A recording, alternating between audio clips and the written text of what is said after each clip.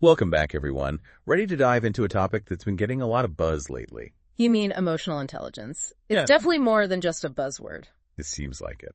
We've got some excerpts here from Daniel Goleman's book, Emotional Intelligence, and he makes a pretty compelling case that it's just as crucial for success as good old IQ. Yeah, and he even argues that it might be even more important for things like happiness and actually feeling fulfilled. More important than IQ. That's a bold statement. So for our listeners who are eager to learn more about this whole emotional intelligence thing, we're going to break it down and see what it's all about. And Goleman doesn't just throw these ideas out there. He backs them up with some really interesting research. Oh yeah, like what? Well, there's that study he talks about with Harvard grads. Like, you'd think the folks with the highest IQs would just be, killing it in life. Right. Super successful, happy as clams. Exactly. But that's not actually what they found. Turns out those high IQ folks weren't really any more successful or happy than their classmates. Huh. So maybe book smarts aren't the whole story. Okay, so then what is this emotional intelligence thing anyway? What's it all about? It's like a whole other set of skills that we need to navigate life effectively. Like what kind of skills? Think about things like being aware of your own emotions, knowing how to manage those big feelings, understanding what other people are feeling, and just generally handling social situations smoothly. So it's not just about being, nice. No, it's deeper than that. And the best part is anyone can develop these skills. Wait, really? So it's not like you're born with a certain amount of emotional intelligence and that's it. You can actually get better at it over time. Exactly. It's a journey, not a destination. I like that. So where do we even begin on this journey? Well, Goleman talks about this idea of two minds. Two minds? Yeah. There's the rational mind and the emotional mind. Oh, I see. And he says they're like two different systems working inside us. Right. Think of your rational mind as the calm, logical one. It's the planner, the decision maker, carefully weighing all the options. Makes sense. So what about the emotional mind? Well, that one is more impulsive. It's driven by instinct and gut reactions. And honestly, sometimes it can feel like these two minds are at war with each other. Oh yeah, for sure. Goleman tells that story about Robles, the guy who committed that awful crime in a fit of rage. Right. That's a chilling example of what happens when the emotional mind just completely takes over. It's like he just snapped and did something that in a calmer moment he never would have done. It makes you wonder if we've all had moments where our emotions kind of hijacked our rational thinking. Have you ever felt that happen? Where your emotions kind of took the wheel and led you to do something you later regretted? Oh, absolutely. I think we've all been there. So this interplay between the two minds is a big part of understanding emotional intelligence. Absolutely. And there's another key player we need to talk about here, the amygdala. The amygdala. What's that? It's this little almond-shaped structure deep in the brain. Okay. And what does it do? Think of it as your emotional watchdog. It's constantly scanning for threats, and when it spots something it thinks is dangerous, boom. It triggers the fight or flight response. Oh, wow. So it's like the control center for our emotional reactions. Yeah, you could say that. And get this, research by Joseph Ledoux found that it can receive information directly from our senses even before our thinking brain has time to process what's going on. Wait, so that's why sometimes we react before we even know what we're reacting to? Exactly, speed over accuracy, right. Yeah. Like, imagine walking alone at night and hearing a noise. You might jump back in fear before you even realize it's probably just a stray cat. That makes sense.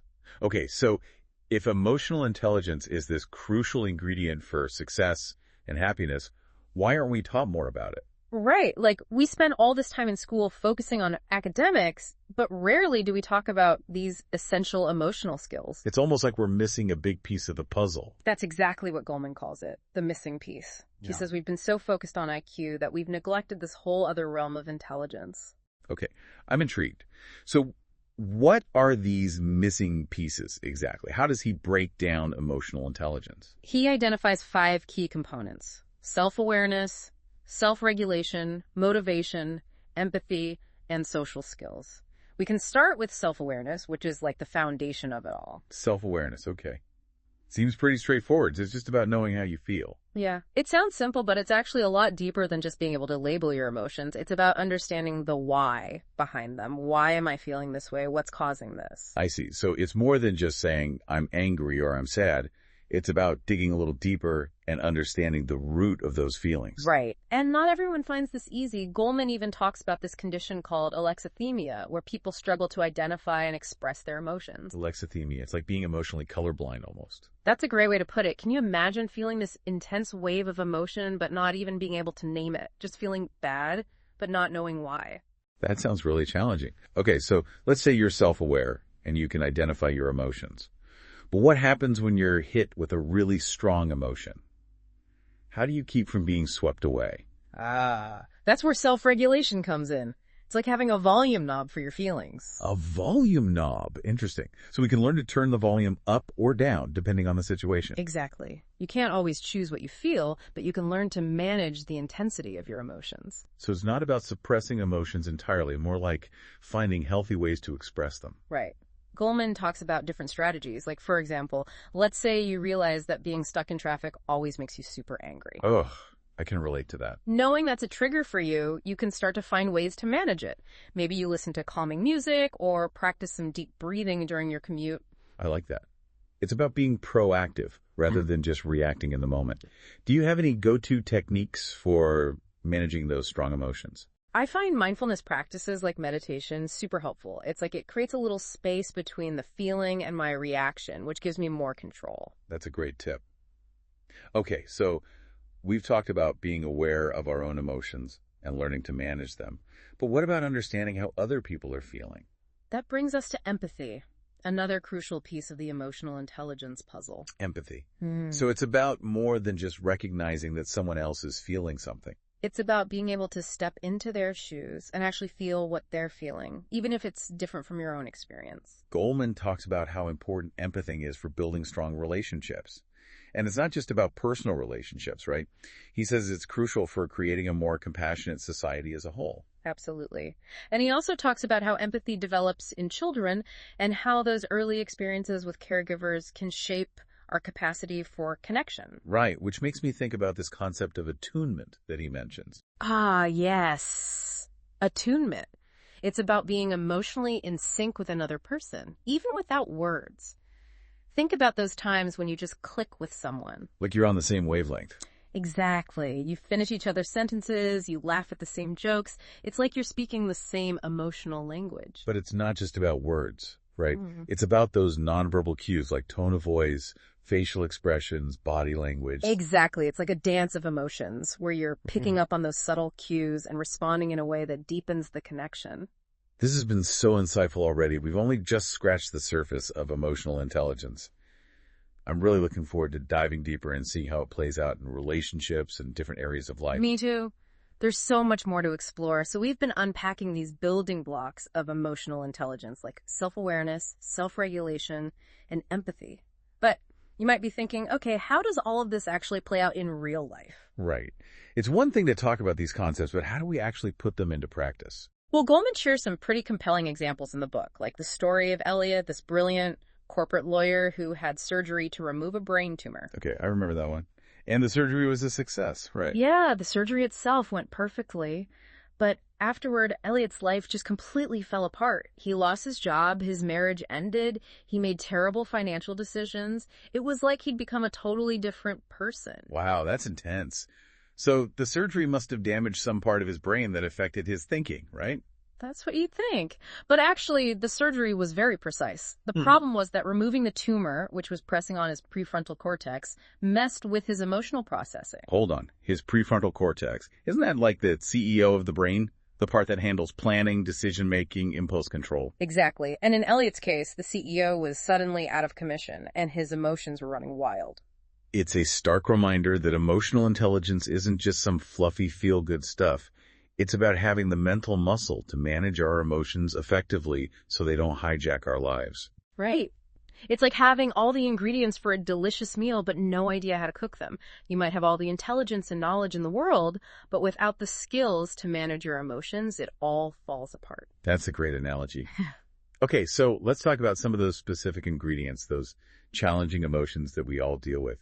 Goleman talks about anger Right. and how there are different types of anger. Yeah, he makes a distinction between that reactive, explosive anger we feel in the heat of the moment, often triggered by that amygdala we talked about, and a more thoughtful anger that comes from a sense of injustice. So like there's amygdala anger and injustice anger. You could think of it that way. Yeah. And both can be powerful motivators, but they need to be handled carefully. Goleman points to research by Dolph Zillman, who found that anger triggers this surge of energy, preparing us for fight or flight. Our bodies are ready to rumble. Exactly. But if we stay in that heightened state of anger all the time, it can wreak havoc on our well-being. So timing is key when it comes to managing anger. Right. The sooner we can intervene in that anger cycle, the better our chances of preventing it from spiraling out of control. So the key is to catch it early.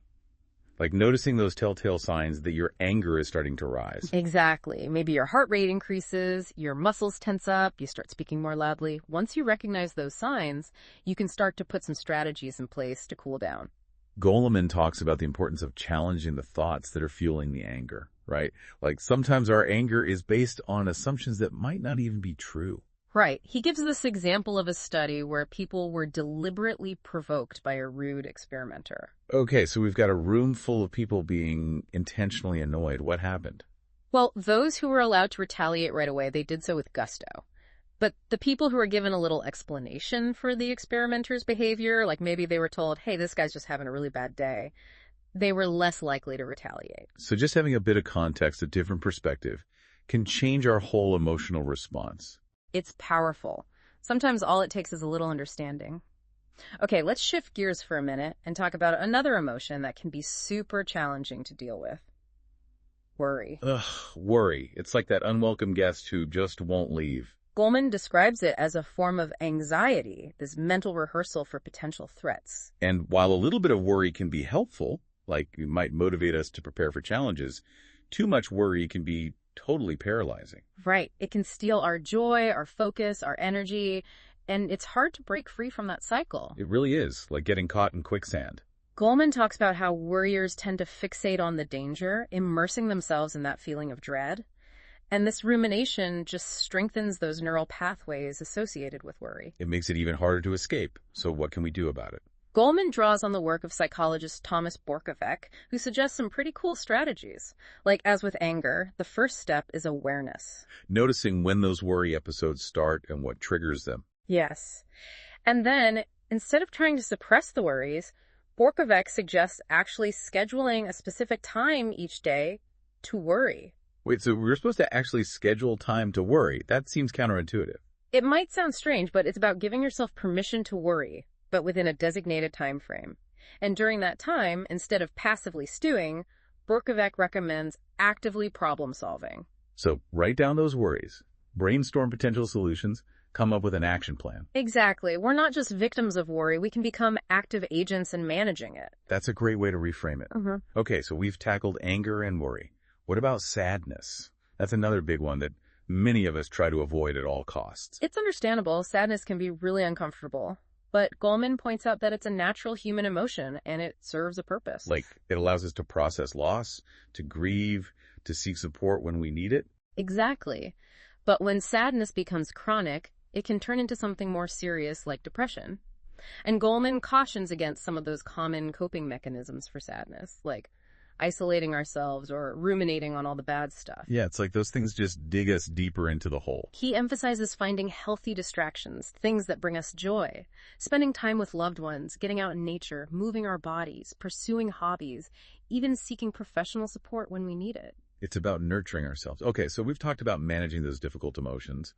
What about cultivating positive emotions like joy, contentment, and hope? That's a crucial part of the equation, too. It's not just about managing the negative, it's about actively cultivating the positive. Like that saying, what you focus on expands. Right. Psychologist Alice Eisen found that people in a good mood are better at thinking flexibly and solving problems creatively. They're also more helpful and cooperative, which strengthens social bonds and creates a ripple effect of positivity. So a positive mood isn't just about feeling good, it actually makes us more effective in the world. And Goleman also talks about the power of optimism, right? Yes. It's not about being naive or ignoring reality, but about having a general expectation that things will work out, even when we face setbacks. It's about having a resilient spirit. Exactly. Optimists tend to see setbacks as temporary and specific, not as a sign that everything is doomed. They learn from their mistakes and bounce back from adversity. Goleman talks about the work of Martin Seligman, who found that optimists are not only happier and healthier, but they're also more successful. Right. Seligman even convinced the insurance company MetLife to hire a group of applicants who scored high on optimism tests, but didn't meet their usual hiring criteria. What?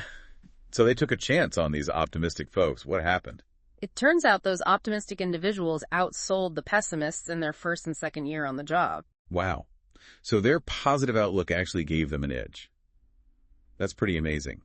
Okay, so we can choose to cultivate a more optimistic outlook, and that can have ripple effects in all areas of our lives.